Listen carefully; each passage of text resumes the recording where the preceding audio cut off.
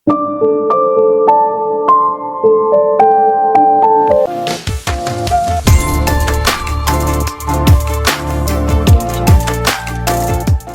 சங்கதி சாக்கில் தேவோனை அழிச்சிடணும் அப்படிங்கிறதுக்காக ரூபா இப்படி ஒரு பிளான் பண்ணிட்டா. அது எல்லாமே இப்போ தேவோனுக்கு தெரிய வந்துருச்சு. ஆனால் நயனா அவளை சும்மா இருக்க முடியறதில்ல. இதெல்லாம் ஃபேப்ரிகேட் பண்ண விஷயங்கள் அப்படின்னு சொல்லிட்டு ராஜமாதாவோட பர்சனல் பாடி கார்டு கிட்ட போய் சொல்லிடுறாங்க. என்னால் இது ப்ரூவ் பண்ண முடியும்னு சொல்லிடுறாங்க. இதுக்கப்புறம் என்ன நடந்தது அப்படிங்கிறத கண்டினியூவாக பார்த்துடலாங்க. அதுக்கு முன்னாடி என்னோட வாய்ஸ் ஓவர் நரேஷன் ஸ்டோரியெல்லாம் பிடிச்சிருந்தா லைக் பண்ணிட்டு பாருங்க. அப்படியே உங்கள் ஃப்ரெண்ட் அண்ட் ஃபேமிலிக்குள்ளேயும் ஷேர் பண்ணிக்கோங்க. இது வரைக்கும் யாராவது சப்ஸ்கிரைப் பண்ணாமல் பார்த்துட்டு இருந்தாங்கன்னா மறக்காம சப்ஸ்கிரைப் பண்ணிக்கோங்க. இப்போ வாங்க வீடியோக்குள்ளே போயிடலாம். இவருக்கு அதிர்ச்சி ஆயிடுச்சு. யாருக்கு? அந்த ராஜமாதாவோட பர்சனல் பாடி கார்டுக்கு தான். என்னமா சொல்றவா, என் ஆஃபீஸ் ரூமுக்கு வந்து என்ன ஏதுன்னு சொல்ல அப்படின்னு கூப்பிடுறாங்க. இந்த பக்கமாக தேவோனை எப்படியோ பார்க்கணும் அப்படிங்கிறதுக்காக கையில் காலில் விழுந்து தேவோன் எல்லாரும் வந்து டார்ச்சர் பண்ணிட்டு போனதுக்கப்புறம் கொஞ்சம் பிரேக் இருக்கும் இல்லையா, அந்த டைமில் கான்ஸ்டபிள் பார்க்க வைக்கிறாங்க ஃப்ரெண்டை. வந்து பார்த்த ஃப்ரெண்டுக்கு என்னடா இப்படி இருக்கு அப்படிங்கிறப்போ தேவோன் இருந்துட்டு அதெல்லாம் ஒன்றும் இல்லடா, நான் ஓகேவா தான் இருக்கேன் அப்படிங்கிறாங்க. வலிச்சாலும் நீ வலிக்கலன்னு தாண்டா சொல்லுவேன், இதெல்லாம் எப்படிடா நடந்தது அப்படிங்கிறப்போ, இதை பாரு நான் சொல்கிறத தெளிவாக கேட்டுக்கோ. என் மேலே போடப்பட்ட பழி அப்படிங்கிறது ஃபேப்ரிகேட் பண்ணது, என்னை மாட்டி விடணும் அப்படிங்கிறதுக்காகவே, நான் அழிக்கணுங்கிறதுக்காகவே பண்ணது. எப்படிடா சொல்கிறேன், எப்படி உனக்கு அப்படி தோணுது அப்படிங்கிறப்போ, இதுக்கு பின்னாடி இருக்கிறது ரூபா தான். நான் ரூபாவை வந்து ரொம்ப லைட்டாக எடுத்துக்கிட்டேன். அவள் இந்த அளவுக்கு போ அப்படின்னு நான் யோசிக்கவே இல்லை. இப்படி பண்ண வேண்டியது ஒரே ஒரு விஷயம், அந்த இறந்து போன பேப்பர் கம்பெனி ஓனரோட டீல் போட்டுக்கிற ஐடியா அப்படிங்கிறது மொத்தமாக என்னோடது. இதை நான் நம்ம பிஸ்னஸ் மேன் கிட்ட கன்சல்ட் பண்ணவே இல்லை, அவருக்கு தெரியவே தெரியாது அப்படிங்கிறத மட்டும் நீ வந்து சொல்லிடணும். நான் ஒருவேளை பிசினஸ் மேனுக்கு தெரிஞ்சு நான் இதை பண்ண அப்படின்னு சொன்னா அவரையும் வந்துட்டு இப்படி டார்ச்சர் பண்றதுக்கு வாய்ப்பு இருக்கு. அதனால பேப்பர் கம்பெனி ஓனர் கிட்ட டீலிங் போட்டுக்கிற ஐடியாங்கிறது என்னோடது மட்டும் அப்படிங்கிறத தெளிவா சொல்லிட்டு, அதுக்கப்புறம் நயனாவை பார்த்தேன்னா, தயவு செஞ்சு எனக்கு நடந்த எதுவுமே நீ நயனா கிட்ட சொல்லிடக்கூடாது. நயனா கிட்ட ஒன்று மட்டும் சொல்ல, அம்மாவை போய் அடிக்கடி பார்த்துக்க சொல்ல அப்படிங்கிறாங்க. ரெண்டுக்கு ரொம்ப கஷ்டமா இருக்கான்னு என்ன பண்றது ஏது பண்றதுன்னு தெரியல. இந்த பக்கம் நயனாவை கூப்பிட்டு அவர் கேட்கிறாரு, சொல்லுமா என்ன ஏதுன்ட்டு. சார், இந்த பேப்பர் கம்பெனியோட ஓனர் வந்து ஜெயிலில் இருக்கிறப்போ சூசைட் பண்ணிக்கிட்டதாக நீங்கள் கேள்விப்பட்டிருப்பீங்க இல்லையா? ஆமாம், கேள்விப்பட்டது. சூசைட் கிடையாது சார், அவர் யாரோ மர்டர் பண்ணி சூசைட் மாதிரி செட் பண்ணியிருக்காங்க. என்னம்மா சொல்கிற அப்படிங்கிறப்போ, இல்லை அது சூசைட் இல்லை அப்படிங்கிறதுக்கான என்னோட நிரூபிக்க முடிஞ்சது எல்லாத்தையும் வந்து அவங்க சொல்கிறாங்க. நாக்கு வெளியே தள்ளலை, நாக்கு ஹார்டாக இருந்தது, அவர் லெஃப்ட் ஹேண்ட் பர்சன், ஆனால் கயிறை வந்து நாட் போட்டது ரைட் ஹேண்ட் பர்சன் போட்ட மாதிரி இருந்தது அப்படின்னு எல்லாத்தையும் சொல்கிறாங்க. அது மட்டும் இல்லாமல் இதுக்கு பின்னாடி இருக்கிறது ஜங்கு ரூபா தான் அப்படிங்கிறாங்க. அவங்க ஏன் பண்ணணும் அப்படின்னு கேட்குறப்போ, இப்போ நாடு ஃபுல்லாக வந்துட்டு அந்த போஸ்டர் பிரச்சனை போயிட்டு இருக்கு இல்லையா, அதில் வந்து இந்த மாதிரி சில ஆட்களை பலிகடா ஆக்க பார்க்குறாங்க, அதில் அவங்களோட எதிரியை வச்சு அழிக்க பார்க்குறாங்க.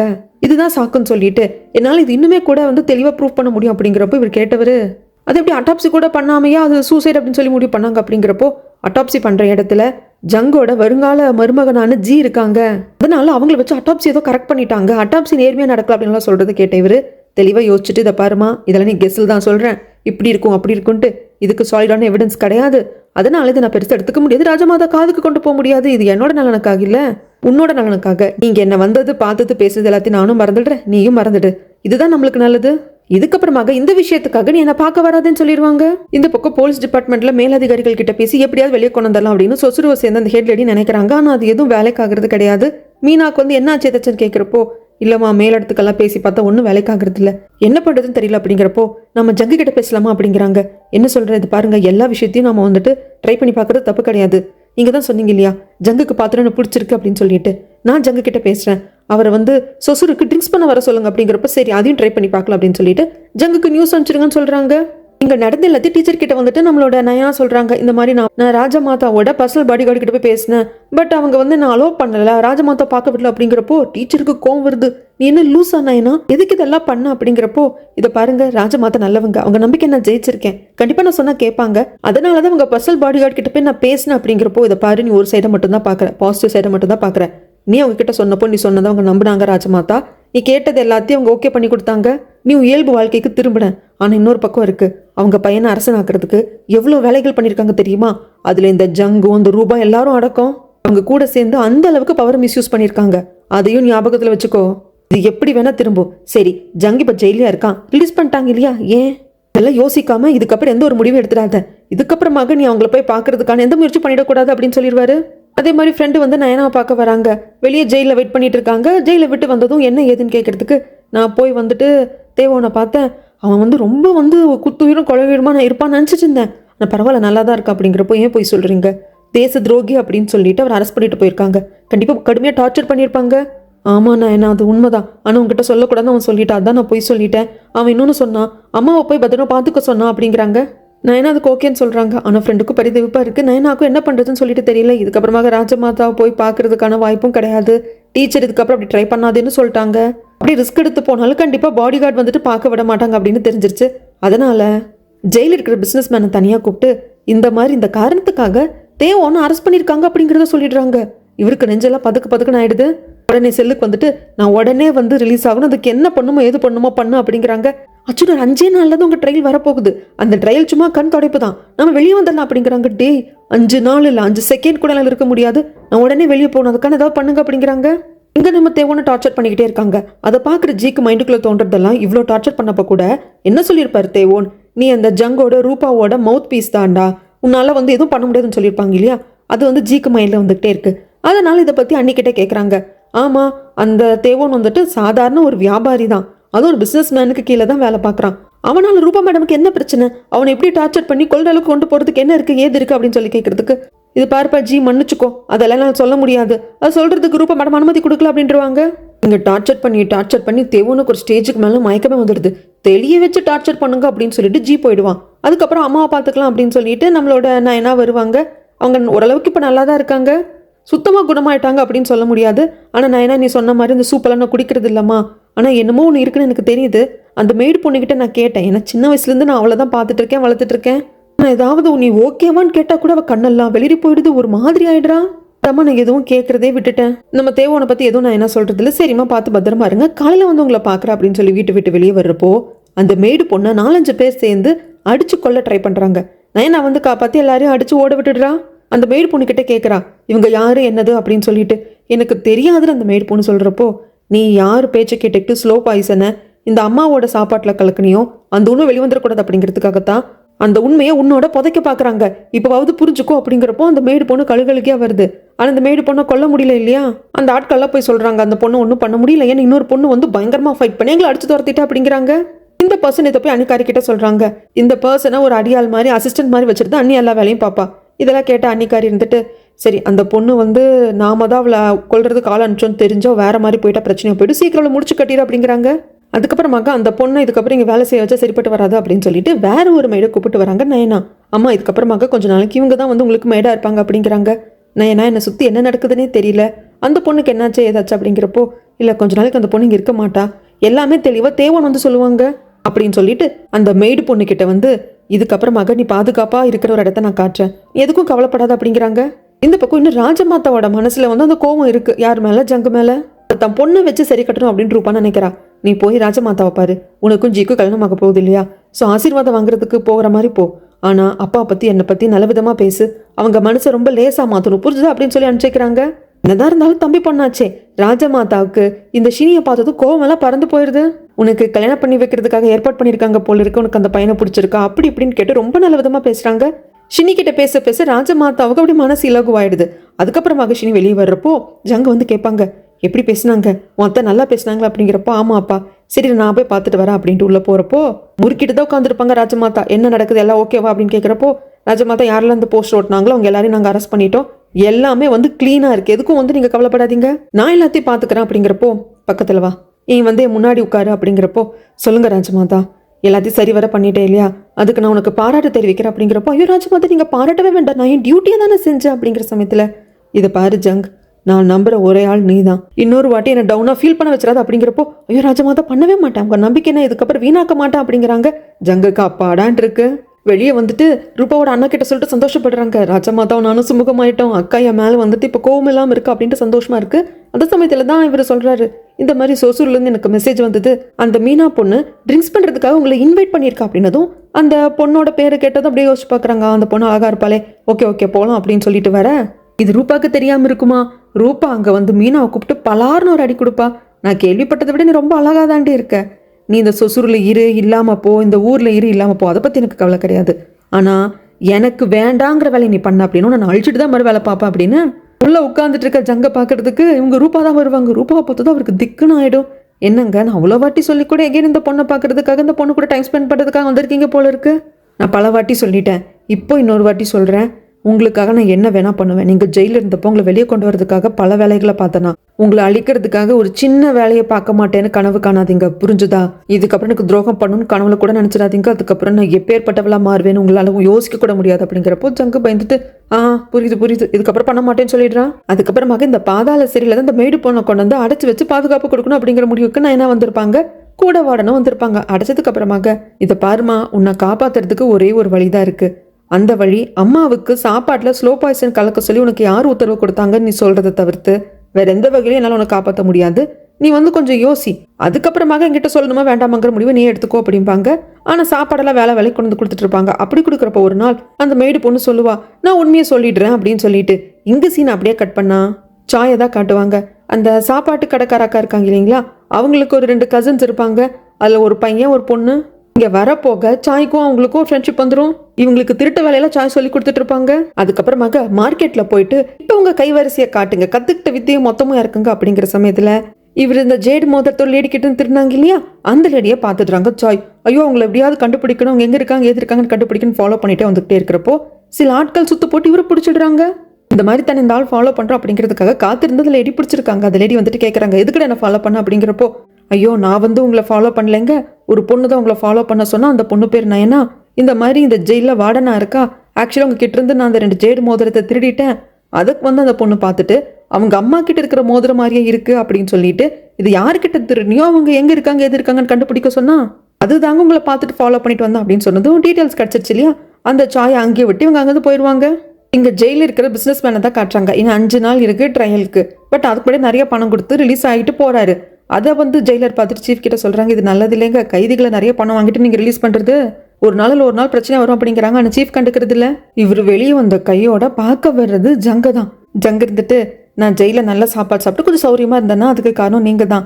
நீங்க ரிலீஸ் ஆயிட்டீங்க போல இருக்கு, அதான் என்ன பார்க்க வந்திருக்கீங்க. உங்களுக்கு என்ன வேணும் எது வேணும்னு கேளுங்க அப்படிங்கிறப்போ, சார் எனக்கு ஒரு விஷயம் வேணும் அப்படிங்கிறாங்க. அதை கேட்டதும் ஜங்க இருந்துட்டு, பொடி வச்சு நீங்க வந்து நிதானமா யோசிச்சு கேட்கறத பார்க்கறப்ப தெரியுது பெருசா கேட்க போறீங்க.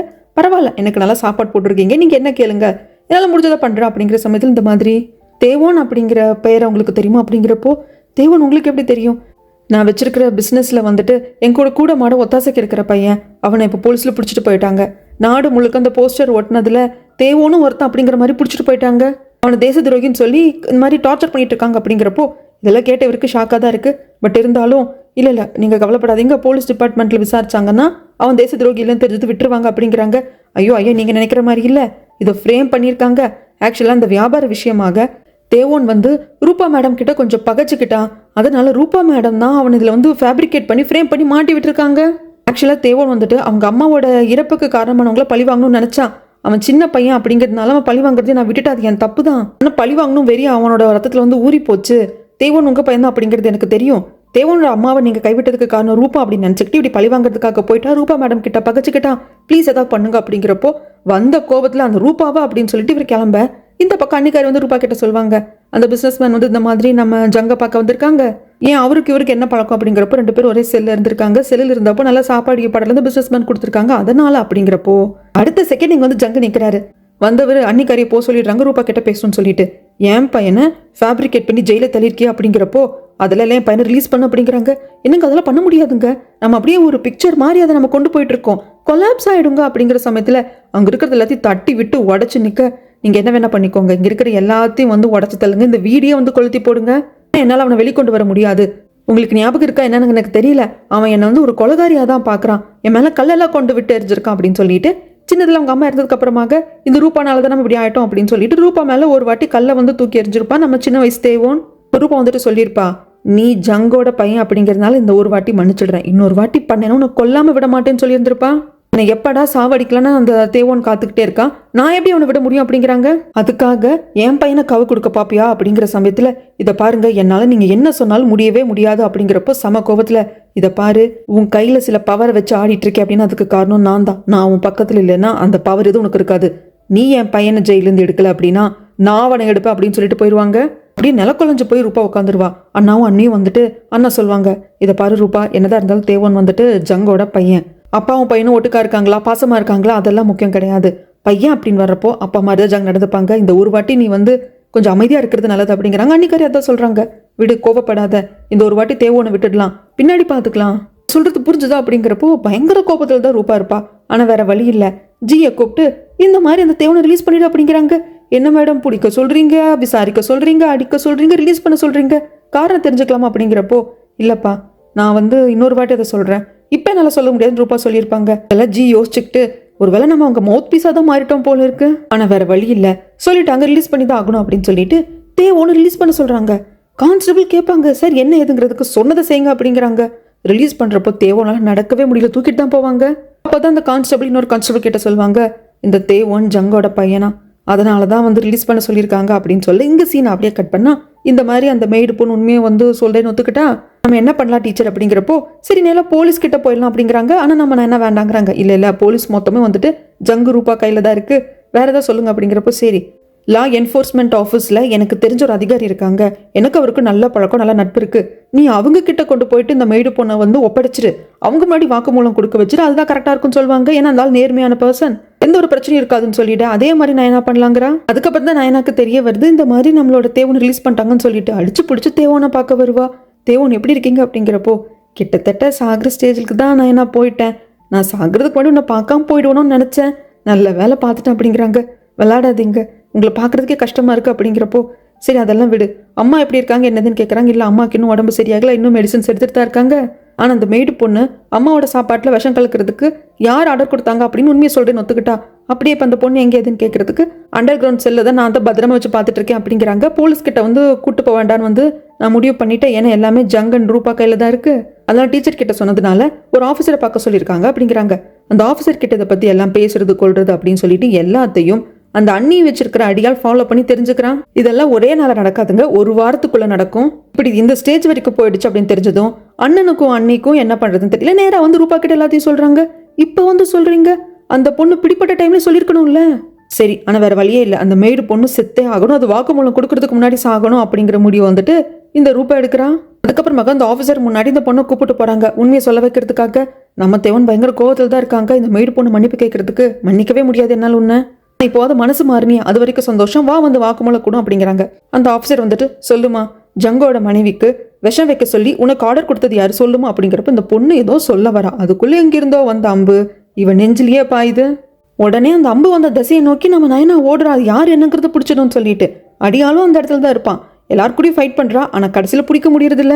இந்த மெய்டு பொண்ணு அவ உயிர் போகிற தருவாயில கூட உண்மையை சொல்லிட்டாவது செத்துடலாம் தான் பாக்குறான், ஆனா முடியல, உண்மையை சொல்லாமே செத்துடுறா. இந்த அடியால் அன்னிக்காரி கிட்ட சொல்றான், இந்த மாதிரி அந்த மெய்டு பொண்ணை கொண்டாச்சு, ஆனா நயனா யார் அம்பு விட்டதுன்னு சொல்லிட்டு ஓடி சண்டை போடுறப்போ என்னோட முகத்தை பார்த்துட்டா அப்படிங்கிறாங்க. தெளிவா பார்த்துட்டல அப்படிங்கிறப்போ ஆமா மேடம் தெளிவா பார்த்துட்டான்னு சொல்றான் இந்த அடியால். சரி கொஞ்ச நாளைக்கு ஊர்ல இருக்காது அப்படின்னு அண்ணி சொல்லிடுவாங்க. அதுக்கப்புறம் இந்த அதிகாரி உட்கார வச்சு சார் இதெல்லாம் இப்படி நடந்தது சார், அந்த பொண்ணு இதெல்லாம் பண்ணா சார், இதுக்கு பின்னாடி இருக்கிறது ரூபா தான் சார் அப்படின்னு என்னதான் எடுத்து சொன்னாலும் இதை பாருப்பா, அந்த பொண்ணு வாக்குமூலம் கொடுக்க வேண்டிய பொண்ணு இறந்து போயிட்டா, நீங்க சொல்றது வச்சனால எதுவும் பண்ண முடியாது, டீச்சர் சொன்னாங்களே அப்படிங்கிறதுக்காக தான் நீங்க சொன்ன இடத்த தேடி வாக்குமூலத்தை அந்த பொண்ணு கிட்ட இருந்து வாங்க பார்த்தா என்னால முடிஞ்சது அவ்வளவுதான்ப்பா, ஆதாரம் எல்லாம் ஒன்றும் பண்ண முடியாதுன்ட்டு போவாங்க. 2 பேரும் கெஞ்சுவாங்க, சார் ப்ளீஸ் சார் புரிஞ்சுக்கோங்க, வேற யாரும் நேர்மையான ஆட்கள் இல்லை, நீங்க தான் உதவி பண்ணும் அப்படிங்கிறப்போ நான் நேர்மையான ஆள் தான், கண்டிப்பா உதவி பண்ண தயாரா தான் இருக்கேன், ஆனா ஆதாரம் வலுவா இல்லாம என்னால ஒன்றும் பண்ண முடியாதுன்ட்டு போயிடுவாங்க. இங்க அந்த மெய்டு பொண்ணு கொண்டாச்சுன்னா அன்னிக்காரி ரூபா கிட்ட சொல்றாங்க. அது மட்டும் இல்லாம அங்க அம்பு விட்டு கொன்னத ஆள் என்னோட அடியாள் தான், அந்த பொண்ணு சண்டை போடுறதுக்காக அந்த அடியாளை பார்த்துட்டான், அந்த நயனா அடிக்கடி நம்ம லைன்ல கிராஸ் பண்றா, அவளாலதான் உங்களுக்கு குடைச்சல் அப்படிங்கிறப்ப ரூபா அவளை கொன்னு புதைச்சணும் தான் நான் நினைக்கிறேன், அதுக்கு எனக்கு 1 செகண்ட் ஆகாது, ஆனா ராஜமாதாவோட நம்பிக்கையை சம்பாதிச்சு வச்சிருக்கா, அவளுக்கு ஏதாவது ஆச்சு அப்படின்னா இப்பதான் ராஜமாதா கொஞ்சம் நஞ்சம் நம்மளை ஏத்துக்கிட்டு இருக்காங்க, அவங்க கோவம் நம்ம பக்கம் திரும்பிடக்கூடாது அப்படிங்கிறதுக்காக தான் அமைதியா இருக்கேங்கிற ரூபா. இந்த பக்கம் அங்கே புலம்பி தள்ளுறாரு நம்மளோட தேவன், என்னால் ஒன்றுமே பண்ண முடியல நயனா, இப்போ நான் பாரு எந்த இடத்துல நின்றுருக்கேன் அப்படின்னு சொல்லிட்டு ரொம்ப ஃபீல் பண்ணிட்டே நயனா கிட்ட கொட்டி தள்ளிட்டு கடைசியில் தனியாக உட்காந்து போய் ட்ரிங்க்ஸ் பண்ணிட்டு இருப்பாரு. அப்போ அந்த இடத்துக்கு அண்ணா வருவார் பார்க்கறதுக்கு. தேவன் நான் யாருன்னு தெரியுதா அப்படிங்கிறப்போ தெரியுது அப்படிங்கிற சமயத்தில் நல்ல வேலை நான் யாரு என்னன்னு விளக்கம் கொடுக்குற நேரம் மிச்சம், ஆக்சுவலாக உன்னை பார்க்கறதுக்காக உன் அப்பா ஜங் வெயிட் பண்ணுறாங்க அப்படிங்கிறாங்க, எனக்கு பார்க்க விருப்பம் இல்லைன்னு சொல்கிற சமயத்தில் இதை பாருப்பா, நீ போலீஸில் இருந்தப்போ நான் வெளிக்கொண்டு வர வச்சதே உன் அப்பா தான் அப்படிங்கிறாங்க, அதுக்கு இப்போ நான் என்ன பண்ண சொல்கிறீங்க, அவர் காலை விழுந்து கிடக்க சொல்கிறீங்களா, அவருக்கு ஒரு பையன் இருக்குது, அவன் எப்படி சாப்பிட்டா கொண்டா வளர்ந்தானா பிடிச்சானா அப்படிங்கிற மாதிரி எதையுமே கண்டுக்கல, இப்போ மட்டும் வந்துட்டாராக்கும் அப்படின்னு சொல்லிட்டு கடுகடுன்னு பேசி அனுப்பிச்சிருவான். அண்ணா சொல்லுவாங்க இல்லை தேவன் உங்களை பார்க்கறதுக்கு மறுத்துட்டான் அப்படின்னு சொல்லிட்டு. ஜங்குக்கும் புரியுது. அதுக்கப்புறமாக நம்ம நயனா டீச்சர் கிட்ட புலம்பி தள்ளிட்டு இருக்காங்க.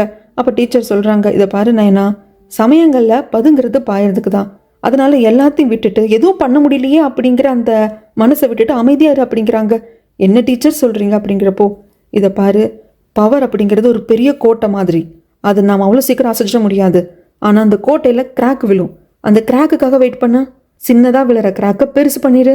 அதுக்கு நீ பொறுமையாக இருந்து தான் ஆகணும் அப்படிம்பாங்க. அதுக்கப்புறம் நயனா வந்துட்டு அம்மாவை பார்க்கணும் அப்படின்னு சொல்லிட்டு கிளம்பி வந்துட்டு இருப்பாளா. அப்போ சாய் வந்து பார்த்துட்டு, நயனா, ஒரு லேடி கிட்ட இருந்து அந்த ஜேடு மோதிரத்தை நான் திருநேன் இல்லையா, அந்த லேடி நீ கண்டுபிடிக்க சொன்னேன் இல்லையா, நான் மார்க்கெட்டில் பார்த்து அவங்கள ஃபாலோ பண்ணிட்டு போனேன். அப்போது அவங்களோட ஆட்கள் வந்து என்னை சுற்று போட்டுட்டாங்க, விட்டுருந்து என்ன கொன்னே போட்டிருப்பாங்க. ஏன் என்னை ஃபாலோ பண்ணின்னு அந்த லேடி கேட்டா, நான் இந்த மாதிரி சொன்னேன், உன் அம்மா உனக்காக விட்டுட்டு அந்த போன அந்த 2 ஜேடு மோதிரம் மாதிரியே தான் நான் அவங்க கிட்ட இருந்து திருடின மோதிரமும் இருந்தது, அதனால தான் நான் அவங்கள ஃபாலோ பண்ணுறேன்னு சொன்னேன். சரி, அதுக்கப்புறம் என்னாச்சுன்னு வந்து நான் என்ன கேட்குறதுக்கு, தெரியல, என்னை அப்படி விட்டுட்டு போயிட்டாங்க, இதுக்கப்புறமும் ஃபாலோ பண்ணணுமா எனக்கு பயமாக இருக்குது, இதெல்லாம் விட்டுறேன் நான் என்ன அப்படிங்கிறப்போ, அதெல்லாம் விட முடியாது, இதுக்கப்புறம் தான் நான் இன்னும் ஸ்ட்ராங்காக ஃபாலோ பண்ண போகிறேன் அப்படிங்கிறா. அதுக்கப்புறம் எங்கள் அம்மாவை பார்க்கறதுக்காக வீட்டுக்கு வந்துடுறா. இவளே மருந்தெல்லாம் ரெடி பண்ணிட்டு இருக்கா. அந்த சமயத்தில் தேவோன்னு வருவாங்க. அம்மாவை பார்த்துக்கிட்டதுக்கு நன்றி நயனா அப்படிங்கிறப்போ, இதுக்கு எதுக்கு நன்றி, என் அம்மாவை பார்த்துக்கிற மாதிரி தான் நான் அவங்கள பார்த்துக்கிறேன். எனக்கு அம்மாவை பார்த்துக்கிறதுக்கான வாய்ப்பை ஆண்டவன் எனக்கு கொடுக்கல, அந்த குறையை இப்படி தீக்கிறதுக்காக தான் அம்மாவை பார்த்துக்கிற வாய்ப்பை கொடுத்துருக்கான் போல இருக்கு அப்படின்ட்டு இருங்க நான் மருந்து கொடுத்துட்டு வந்துடுறேன்ட்டு உள்ள போனவ கத்துவா, அம்மா அம்மான்ட்டு கத்துவா. அவங்க வாயிலிருந்து ரத்தம் ஒழுகிட்டு இருக்கும். கேட்டு தேவோன்னு உள்ள வந்து என்னாச்சு ஏதாச்சும் அப்படிம்பாங்க. நயனா இருந்துட்டு இருங்க நான் மருத்துவரை கூப்பிட்டு வரேன்ட்டு போகிறப்போ அம்மா சொல்லிடுவாங்க, இல்லை நயனா இங்கே இரு, அவ்வளோதான், இதுக்கு மேலே நான் வந்து உயிர் வாழ மாட்டேது எனக்கு தெரிஞ்சிருச்சு. ஆனால் தேவோன்னு நான் உங்ககிட்ட ஒன்று கேட்குறேன்ப்பா, நான் இந்த உலகத்தை விட்டு போகிறப்போ உன் மனசில் இருக்கிற கசப்பு வஞ்சம் எல்லாத்தையும் நான் எடுத்துக்கிறேன். நீ பட்ட கஷ்டம் எல்லாத்தையும் நான் உன் மனசுலேருந்து எடுத்துகிட்டு போயிடுறேன். எல்லாத்தையும் என்கிட்ட கொடுத்துட்டு நீ நிம்மதியாக வாழு. எல்லாத்தையும் மறந்துட்டு உன்னோட வாழ்க்கை எப்படி இருக்கணும், நல்லபடியாக சந்தோஷமாக இருக்கணும், அதுக்காக ஃபோக்கஸ் பண்ணு. நயனா, தேவோனை பார்த்துக்கோமா அப்படின்னு சொல்லிட்டு அவங்க உயிரை விட்டுருவாங்க. தேவோன் ஏன் இங்கே வரல, என்னாச்சு ஏதாச்சும் அப்படின்னு சொல்லிட்டு பிஸ்னஸ்மேன் கேட்குறப்போ, இந்த மாதிரி அந்த அம்மா இறந்து போயிட்டாங்க, அவங்க ஜங்கோட லீகல் ஒய்ஃபு. ஆனால் தேவோனோட அம்மா இறந்து போனதுக்கு அப்புறமாக தேவோன் அவங்க தான் மொத்தமாக நல்லபடியாக பார்த்துக்கிட்டாங்க. அது மட்டும் இல்லாமல் தேவோன் அவங்கள அம்மான் தான் கூப்பிடுவாங்க. அப்படிங்கிறப்போ இதை இப்போ சொல்கிற, தேவோனோட அம்மா இறந்து போயிருக்காங்க அப்படிங்கிறப்ப நம்ம போக வேண்டாமா பார்க்க வேண்டாமான்னு சொல்லிட்டு தேவோனை பார்க்கறதுக்காக வராங்க. ஏன்டா எங்ககிட்ட சொல்லி அனுப்பல, உன் அம்மா இறந்து போயிருக்காங்க, அவங்களுக்கு ப்ராப்பரான குட் பை நம்ம சொல்லணும்.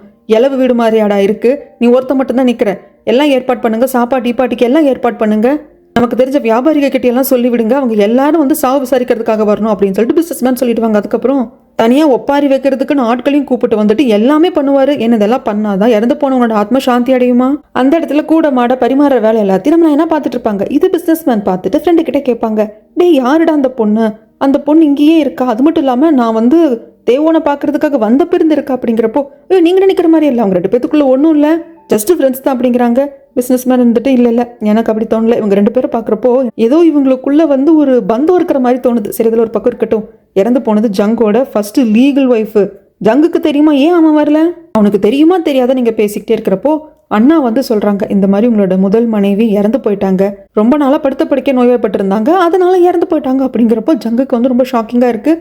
அண்ணா கேட்பாங்க, நீங்கள் போகணும் பார்க்கணும் இல்லையா அப்படிங்கிறப்போ, எனக்கு அங்கே போகிறதுக்கு என்ன தகுதி இருக்குது அப்படிங்கிறப்போ, இதை பாருங்கள், உங்களுக்காக இல்லைனாலும் 4 பேர் 4 விதமாக பேசுவாங்க, நீங்கள் போய் தான் ஆகணும்னு சொல்கிற சமயத்தில் இங்கே ரூபா கேட்ட அன்னிக்காரி வந்து சொல்லுவா, வந்து சொன்னவ, ரூபா நீ நினச்ச மாதிரி எல்லாம் நடக்குது, சீக்கிரமாகவே ஜங் சாரோட லீகல் ஒய்ஃபை நீ ரெஜிஸ்டர் பண்ணிக்கலாம் அப்படிங்கிறாங்க. ஆமாம், இதுக்கப்புறமாங்க நான் ஜங்கோட கான்குபைன் கிடையாது, ஜங்கோட மனைவி அப்படின்னு சொல்லிட்டு இவ பூரிச்சு போகிறா. அடுத்த நாள் எல்லாரும் வந்துட்டு சாவெல்லாம் விசாரிச்சுட்டு போயிட்டாங்க. நம்ம நயனா மட்டும்தான் இருப்பாங்க. அதுக்கப்புறம் தான் ஜங்கு பார்க்க வருவாங்க. ஜங்கு வந்ததும், ஏன்டா என்கிட்ட சொல்லி அனுப்பல, என்கிட்ட சொல்லி விட்டுருக்கலாம், நீ வந்து சொல்லியிருக்கலாம் அப்படிங்கிறப்போ, நீ எதுக்கு இங்கே வந்த, நீ வரவே கூடாது, உன் கால் பட்ட அம்மாவோட ஆத்மா சாந்தி அடையாதுன்னு நம்ம தேவோன் குதிப்பாங்க. ஏன்டா அப்படி பேசுற அப்படிங்கிறப்போ, அம்மா செத்ததுக்கு காரணமே அந்த ரூபா தான், உன்னோட லீகல் ஒய்ஃபாக மாறணும் அப்படிங்கிறதுக்காக அம்மாவுக்கு ஸ்லோ பாய்சன் கொடுத்துருக்கா, பலாரும் ஒரு அறை கொடுத்துருவாரு. டேய், உனக்கு ரூபாவை பிடிக்காது, நீ வெறுக்கிற அப்படிங்கிறது எனக்கு தெரியுது, அதுக்காக ஏன்டா இப்படி பழி போடுறேன் அப்படிங்கிறாங்க. பழியெல்லாம் போடல, என்கிட்ட ஆதாரம் இல்லை, ஆனால் இருந்த ஆதாரத்தையும் அவதான் கொண்டுட்டா அப்படின்னு அந்த மெய்டுக்கு நடந்த எல்லாத்தையுமே வந்து தேவோன் சொல்லுவான். இதெல்லாம் கேட்ட ஜங்கு சம கோவத்தில் வெளியே வருவாங்க. வந்ததும் அண்ணா கிட்ட கேட்பாங்க, உள்ள தேவோன் பேசுறது நீங்களும் தானே கேட்டீங்க, ஆமாம், இதுக்கு பின்னாடி வந்துட்டு ரூபா இருக்காளா, ரூபா தான் என் ஃபர்ஸ்ட் ஒய்ஃபுக்கு விஷம் வச்சு கொண்டதா அப்படிங்கிறப்போ, அதெல்லாம் எனக்கு தெரியாது, ஆனால் சத்தியமாக ரூபா அப்படி பண்ணியிருக்க மாட்டா அப்படிங்கிறாங்க. ரூபா கிட்டே வந்து கேட்கறதுக்கு, யாருங்க இப்படி ஒரு பழி என் மேலே போட்டது, நானா பண்ணலை, என்ன தைரியம் இருந்தோ அவங்ககிட்ட போய் சொல்லியிருப்பாங்க அப்படிங்கிறாங்க. இதுக்கு மேலே ஜங்குக்கு வந்து என்ன கேட்குறதுன்னு தெரியல, அதனால அங்கிருந்து கோவமாக எழுந்து போயிடுவாங்க. ஆனால் ரூபாக்கெல்லாம் ஒரு செகண்ட் போயிட்டு வந்துருச்சு உயிர். அதுக்கப்புறமாக இறுதி காரியங்கள்லாம் முடிச்சு சில நாட்கள் போயிடுச்சு. தன்னோட வேலைக்கு வந்து திரும்பிட்டாரு தேவோன். பிஸ்னஸ்மேன் கீழே வேலை செய்வார் இல்லைங்களா, ஸோ அந்த வேலை என்ன எதுன்னு பார்க்கறதுக்காக வந்துட்டார். இந்த பக்கமாக ஃபர்ஸ்ட் எல்லாம் சீஃபுக்கு ஜிங்சா அடிச்சுட்டே இருப்பார் இல்லையா ஒரு ஆஃபீஸர், இப்போ என்னமோ தெரியல சீஃபுக்கு அவருக்கு ஒத்து வர்றதே இல்லை. அந்த ஆஃபீஸர் அடிக்கடி சீஃபை கொஞ்சம் எதிர்த்து பேசிடுறாங்க, நக்கலாக பேசிடுறாங்களா, அதனால அந்த ஆளை மாற்றணும் அப்படிங்கிற அளவுக்கு வந்துட்டாங்க. ரொம்ப அவமானப்படுத்துறாங்க சீஃப். அது வந்து அந்த ஆஃபீஸருக்கு பிடிக்கவே இல்லை. அதனால என்ன பண்ணுறது எது பண்ணுறதுன்னு தெரியாமல் கான்ஸ்டபிளை கூப்பிட்டு, எனக்கு இதுக்கு என்ன பண்ணுறது ஏதாவது சொல்லுங்க, நான் பணம் கொடுக்குறேன் அப்படிங்கிறாங்க. கான்ஸ்டபிள் ஒரு ஐடியா கொடுக்குறாங்க. அதன் பிரகாரம் இன்னொரு கான்ஸ்டபிள் அனுப்பிச்சு இன்னும் சில போலீஸ் ஆஃபீஸர் எல்லாம் வந்து ஜெயிலுக்குள்ள அனுப்பிச்சு அங்கே எல்லாம் ஃபைல் கீழ் எல்லாம் போட்டு கலைச்சு போட்டு தேடுறாங்க. சீஃப் வந்து என்ன பண்றீங்க ஏது பண்றீங்க அப்படின்னு சொல்லி சத்தம் போட்டு கத்துறதுக்கு, இதை பாருங்க மக்கள் கிட்ட இருந்து எங்களுக்கு புகார் வந்திருக்கு, நீங்க நிறைய அநியாயம் பண்றீங்கன்னு சொல்லிட்டு அதை பத்தி விசாரிக்கிறது தான் வந்திருக்கும் அப்படின்ட்டு பலர்னு ஒரு அப்பு கூட கொடுத்துருவாங்க. பிடிச்சிட்டு போக பாக்குறப்போ இந்த ஜிங்சா போடுற ஆஃபீஸர் வந்துட்டு, ஐயோ எங்க சீஃப் எங்க பிடிச்சிட்டு போறீங்க, இதெல்லாம் சரியா கிடையாது, அவரை பிடிச்சிட்டு போறீங்கன்னா என்னையும் பிடிச்சிட்டு போங்க அப்படின்னு சொல்லுவாங்க. அதுக்கப்புறம் 2 பேரையும் பிடிச்சி உட்கார வச்சு விசாரணைக்காக வந்து வச்சிருப்பாங்க. அப்போ சீஃப் சொல்லுவாங்க, நான் உன்னை எவ்வளோ திட்டிருப்பேன்டா, ஆனா பரவாயில்லடா நீ எவ்வளோ லாயலான ஒரு சர்வெண்ட், எனக்கு என் கூட நீ வந்துட்ட பாரு, இப்படி யாருடா இருப்பாங்க அப்படிங்கிற சமயத்தில் இந்த பிளான் எல்லாம் போட்டு கொடுத்த கான்ஸ்டபிள் வந்து, ஐயோ தெரியாம அந்த புது பையன் வந்து உங்களை அரெஸ்ட் பண்ணிட்டான், ஒன்றும் பிரச்சனை இல்லை நான் ரிலீஸ் பண்ணுறேன் அப்படின்னு கட்டெல்லாம் அவுத்து விட்டுடுவாங்க. உடனே சீஃப் எடுத்துட்டு அந்த ஆஃபீஸரை பார்த்துட்டு, டேய் உன்ன மாதிரி ஒருத்தன் தாண்டா என் கூட இருக்கணும் அப்படின்னு சொல்லிட்டு என் கேந்திர ராசி ஆயிடுறாங்க. அதுக்கப்புறமாக ஜியை தன்னை வந்து பார்க்கும்படி ரூபா சொல்லியிருப்பா. ஜி வந்ததும் இந்த மாதிரி ஜங் சார் வந்துட்டு ஜெயிலை விட்டு வெளியே வந்ததுக்கு நீயும் ஒரு முக்கிய காரணம், நாங்கள் சொன்ன வேலையில செஞ்சு ஹெல்ப் பண்ணியிருக்க, அதுக்கு ரொம்ப நன்றி, உங்க 2 பேரோட கல்யாணத்தை வந்து சீக்கிரம் பேசி முடிக்கலாம் அப்படின்னு இருக்கோம். ராஜமாதா கிட்டத்தை பத்தி பேசியாச்சு, உன் அப்பா கிட்ட சொல்லி அனுப்பிச்சிட்டியா அப்படிங்கிறப்போ சொல்லி அனுப்பிச்சிட்டு அவர் சீக்கிரம் வந்துடுவார் அப்படிங்கிறாங்க. அப்புறம் வெளியே வர்ற சமயத்துல ஷினியா இவரே வந்துட்டு பார்த்துட்டு, நாம 2 பேரும் டீ குடிக்கலாமா அப்படிங்கிறப்போ என் சேம்பருக்கு வாங்க அப்படின்னு டீ எல்லாம் வந்து ஊற்றி கொடுக்குறான். அந்த சமயத்துல தான் வந்துட்டு இவர் சொல்லுவாரு, இதை பாரு ஷினி, நான் உனக்கு ஒரு நல்ல ஹஸ்பண்டா இருப்பேனா அப்படின்னு சொல்லிட்டு எனக்கு தெரியல, ஏன்னா நான் உன்னை வந்து ஒரு படிக்கல்லா தான் பார்க்குறேன், எனக்குன்னு சில அச்சீவ்மெண்ட்ஸ் இருக்கு, அதை அச்சீவ் பண்றதுக்கு உன்னை ஒரு படிக்கல்லா தான் பார்க்குறேன், ஏன்னா உன்னை கல்யாணம் பண்ணிக்கிட்டு இந்த குடும்பத்துக்குள்ள வர்றதன் மூலியமாக நிறைய பவர் கிடைக்கும் அப்படிங்கிறது என் மைண்ட்ல இருக்கு, அதனால தான் வந்துட்டு நான் வந்து உனக்கு நல்ல ஹஸ்பண்டா இருக்க முடியுமான்னு எனக்கு தெரியல, முன்னாடி உங்ககிட்ட சொல்லிடுறது நல்லது இல்லையா அதான் சொல்றேன் அப்படிங்கிற புஷினி இதெல்லாம் பெருசா எடுத்துக்கிறதே இல்லை, உங்க சந்தோஷம் தாங்க என்னோட சந்தோஷம், உங்களுக்கு எது சரின்னு தோணுதோ அதை பண்ணுங்க, நீங்க பக்கத்துல இருந்தா மட்டும் போதுன்றுவா. அதுக்கப்புறமாக ராஜமாதாவோட மெய்டு பர்சனல் மெய்டு இருப்பாங்க இல்லையா, அவங்க ஜெயிலுக்கு வராங்க. நம்மளோட நயனா வந்து கூப்பிட்டு போறதுக்காக ராஜமாதா உன்னை பார்க்கணும்னு சொன்னாங்கம்மான்னு கூப்பிட்டு போறாங்க. இப்படி ராஜமாதாவும் நயனாவும் உள்ள பேசிக்கிட்டே இருக்கிறப்போ அவங்க சேம்பருக்கு இந்த ரூபா வருவா.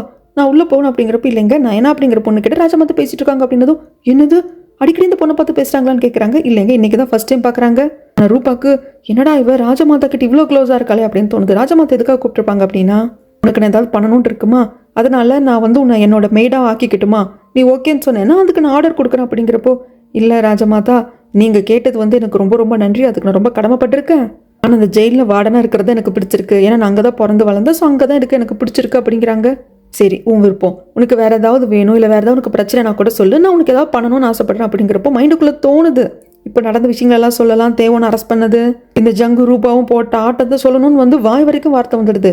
அது மட்டும் இல்லை ஸ்லோ பாய்சன் மூலியமாக தான் ஜங்கோட ஃபர்ஸ்ட் ஒய்ஃபு ரூபா கொண்டிருக்கா அப்படிங்கிற வரைக்கும் சொல்லலாம் அப்படின்னு வந்துட்டு நினச்சிடுறேன் நான், நானும் ஆதாரம் இல்லையே அதனால எதுவும் சொல்ல வேண்டாம் அப்படின்ட்டு, எனக்கு நீங்கள் பண்ணணும்னா ஒன்று மட்டும் பண்ணுங்க, இறந்து போன பார்க் சாரோட அவரோட பேரை வந்து கிளியர் பண்ணுங்க, ஏன்னா அவர் தேச துரோகியாவது எல்லாம் நினச்சிட்டு இருக்காங்க, அவரோட பேரை கிளியர் பண்ணி அந்த ஆத்மாக்கு மரியாதையை கொடுங்க அப்படிங்கிறப்போ, புரியுதுமா நீ எந்த அளவுக்கு யோசிக்கிறேன்னு எனக்கு புரியுது, ஆனால் என்னால் அதை உடனே பண்ண முடியாது, ஆனால் கண்டிப்பாக நான் யோசிக்கிறேன் அப்படின்னு சொல்கிறாங்க. சரி ராஜமாதா நான் கிளம்புறேன் அப்படின்னு சொல்லிட்டு வெளியே வர சமயத்தில் ரூபா பாப்பா, என்ன அடிக்கடி ராஜமாதா பார்க்க வர போல இருக்கு, எங்களை பற்றி இல்லாததும் பொல்லாததும் சொல்லி காரியத்தை சாதிச்சுக்கலான்னு பார்க்குறியா அப்படின்னு கேட்குறாங்க. எனக்கு அந்த இன்டென்ஷன் இல்லை அப்படின்னு சொல்லிட்டு நம்ம நயனா வந்துடுவா. அதுக்கப்புறமாக தான் ரூபா உள்ள வருவா. இந்த மாதிரி தான் பொண்ணு ஷினிக்கு பண்ண போகிற கல்யாணத்தை பற்றியெல்லாம் கொஞ்சம் பேசினதுக்கப்புறம், இந்த கல்யாணம் சீக்கிரம் நடக்க போகிறதுன்னு சந்தோஷப்படுறதா இல்லை ஒரு கான்குபைன் பொண்ணா அவள் கல்யாணம் பண்ணிக்க போகிறாள் நினச்சி வருத்தப்படுறதான்னு தெரியல ராஜமாதா அப்படிங்கிறாங்க. ராஜமாதாக்கு ஆரம்பிச்சிட்டாயா அப்படிங்கிற மாதிரி தான் இருக்கும். ராஜமாதா இப்போதான் ஜங் அவர்களோட முதல் மனைவி இறந்து போயிட்டாங்க இல்லையா, எனக்கு அந்த பட்டத்தை கொடுத்துருங்களே அப்படிங்கிறாங்க. என்ன பேசுகிறேன், ஜங்கோட ஃபர்ஸ்ட் ஒய்ஃப் இப்போதான் இறந்து போயிருக்கா, உடனே நான் உன்னை ஜங்கோட லீகல் ஒய்ஃபை அனௌன்ஸ் பண்ண அப்படின்னா 4 பேர் 4 விதமாக பேசுவாங்க, அது உனக்கு பரவாயில்லையா அப்படிங்கிறப்போ, ராஜமாதா 4 பேர் 4 விதமாக பேசுறதை நான் காதில் எடுத்துக்கிட்டேன், நான் இவ்வளோ தூரம் வந்திருக்கவே மாட்டேன், அதனால எனக்கு அதை பற்றி எல்லாம் கவலை கிடையாது, ஜங்கோட மனைவி இறந்துட்டாங்க அப்படிங்கிறப்போ நான் அவரோட லீகல் மனைவியாக அறிவிக்கப்படணும், அந்த பட்டத்தை எனக்கு கொடுங்க ப்ளீஸ் அப்படின்னு சொல்லிட்டு ரொம்ப அழுது குழஞ்சு கேட்பா. ராஜமாதாவும் அதை கொடுத்துடுறாங்க. வீட்டுக்கு வந்துட்டு சொல்கிறா அண்ணா கிட்டேயும் அன்னிக்கிட்டேயும், யோனி பட்ட கஷ்டமெல்லாம் நல்லபடியாக முடிஞ்சிருக்குமா அப்படிங்கிறாங்க. எப்படி ஒரு உயிரை கொண்டு அடைஞ்சது நல்லதான். அதுக்கப்புறமாக இங்கே ஜெயிலில் இன்னொரு பிரச்சனை வருது. ஏன்னா கவர்மெண்ட் சைட்லேருந்து இன்னொரு 3 மாதத்துக்கு எந்த உணவுப் பொருட்களும் கொடுக்க மாட்டோம், இருக்கிறத வச்சு சமாளிங்கன்னு சொல்லிட்டாங்களாமா. சீஃபுக்கு என்ன பண்ணுறதுன்னு தெரியல. நயனாவை கூப்பிட்டு கேட்கறதுக்கு, என்ன இப்படி சொல்கிறீங்க, இப்போ நம்ம கையிருப்பு இருக்கிற அந்த அரிசி தானியங்களை வச்சுட்டு ஒரு வாரம் தான் கடத்த முடியும், சரி அதுவும் ஒரு வாரத்துக்கு ஒரு நாளைக்கு 2 வேளை அப்படின்னு சொல்லிட்டு சாப்பாடு கொடுத்தா, ஒரு வேலையாக கொடுத்தா கூட 2 வாரத்தை தான் கடத்த முடியும். கைதிகளுக்கு நம்ம சரியான சாப்பாடு கொடுக்கல அப்படின்னா அவங்க ரொம்ப வந்து அந்த பசியில் எல்லை மீற ஆரம்பிச்சிருவாங்க, நம்மளால அதை கண்ட்ரோல் பண்ணவே முடியாது அப்படிங்கிறப்போ, அது எனக்கு தெரியுது நான் ஏன்னா என்ன பண்ணுறதுன்னு தெரியல அப்படின்ட்டு 2 பேரும் குழம்பி போயிருக்காங்க. அதுக்கப்புறம் சொசூருக்கு நம்மளோட தேவோன்னு வருவாங்க. அந்த ஹெட் லேடி கிசாகி இருக்காங்க இல்லையா, அவங்கள பார்த்துட்டு ரொம்ப நன்றி, நீங்களும் நிறைய பண உதவி பண்ணியிருக்கீங்க, அம்மாவோட இறுதி காரியமெல்லாம் பண்ணுறதுக்கு நன்றி அப்படிங்கிறப்போ, ஆக்சுவலாக அந்த ஃபினரலுக்கு நானும் தான்ப்பா வரணும்னு ஆசைப்பட்டேன். ஆனால் நான் வந்தேன் அப்படின்னா 4 பேர் 4 விதமாக பேசுவாங்க. கிசாகையாக இருக்கிறவ வந்துட்டு இந்த நல்ல ஃபினரில் வந்து அசுத்தப்படுத்திட்டான்னு சொல்லுவாங்க. அதுதான் என்னால் வர முடியல. அது மட்டும் இல்லாமல் நீ இன்னொன்று கேள்விப்பட்டியா, என்ன ஏதுன்னு கேட்குறதுக்கு அந்த ரூபா இப்போ ஜங்கோட லீகல் ஒய்ஃப் ஆகிட்டா அப்படிங்கிறாங்க. என்ன சொல்கிறீங்க, அவளுக்கு அந்த டைட்டில் கிடச்சிருச்சு அப்படிங்கிறப்போ, இப்போ தான் ஜங்கோட ஃபர்ஸ்ட் ஒய்ஃப் இறந்தாங்க, கொஞ்ச நாள் கூட ஆகலை, இப்போ உடனே லீகல் ஒய்ஃப் ஆகிட்டா. இதெல்லாம் பார்க்குற நம்மளுக்கே தெரியுது இதில் ஏதோ உள்குத்து இருக்குன்ட்டு. ஆனால் இதெல்லாம் கூட ராஜமாதாக்கு தெரியல பாரு. அப்புறம் முக்கியமான ஒரு விஷயம் இருக்குது, தனியாக பேசணுவா அப்படின்னு சொல்லிட்டு தேவோனை கூப்பிடுறாங்க. மீனாவையும் கூப்பிட்டு தேவோன் கிட்ட சொல்கிறாங்க, இந்த இடத்துக்கு நீ இன்சார்ஜாக இருக்கணும்னு நாங்கள் ஆசைப்படுறோம். இதுக்கு தேவோனுக்கு கொஞ்சம் ஷாக்கு தான். அது மட்டும் இல்லாமல் இந்த இடத்துக்கு நான் எப்படின்னு ஆரம்பிக்கிறப்போ தேவோன் புரியுது, இது என்ன பொம்பளைங்கெல்லாம் இருக்கிற இடம், இங்கே ட்ரிங்க்ஸ் பண்ணுறதுக்கு ஆம்பளைங்க வருவாங்க, இங்கே ப்ராஸ்டியூஷன்லாம் நடக்குது அப்படின்ட்டு நீ நினைக்கிறது எனக்கு புரியுது. ஆனால் அரசியலும் இங்கே தாண்டா நடக்குது. மீனா அதுக்கு சொல்லுவாங்க, ஏன் ரூபாவை எடுத்துக்கோ, ரூபா இங்கிருந்து தானே போனா தேவோன், இப்போ அவள் எங்கே இருக்கா, இந்த இடத்துல இருந்துட்டும் நாட்டையே மாற்ற முடியும் அப்படிங்கிறப்போ நம்மளோட தேவோன்னு யோசிக்கிறாங்க. அதுக்கப்புறமாக இப்போ இந்த ரேஷன்லாம் வராது இல்லையா, கவர்மெண்ட் சைட்லேருந்து 3 மாதத்துக்கு ஜெயிலுக்கு நிறுத்தி வச்சிருக்காங்க இல்லையா, இது சம்மந்தமாக ஒரு சில ஹெல்ப் எல்லாம் வந்துட்டு தேவோன் கிட்ட நம்ம நயனா கேட்பாங்க. அந்த ரூபாவோட தானிய கிடங்குல நிறைய அரிசி எல்லாம் இருக்கும், அதை எடுக்கிறதுக்கு ஏதாவது ஹெல்ப் பண்ண அப்படிங்கிறப்போ தேவோன் ஹெல்ப் பண்ணுறேன் அப்படிங்கிறாங்க.